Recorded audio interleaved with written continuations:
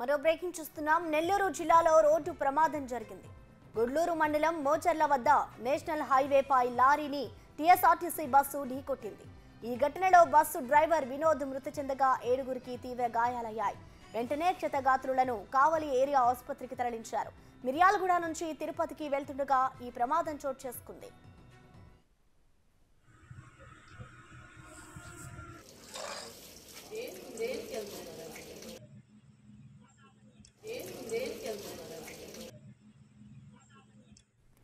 నెల్లూరు జిల్లాలో రోడ్డు ప్రమాదం జరిగింది. గుడ్లూరు మండలం మోచర్ల వద్ద నేషనల్ హైవేపై లారీని టీఎస్ఆర్టీసీ బస్సు ఢీకొట్టింది.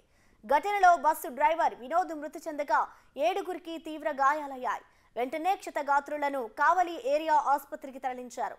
మిర్యాలగూడ నుంచి తిరుపతికి వెళ్తుండగా ప్రమాదం చోటు చేసుకుంది.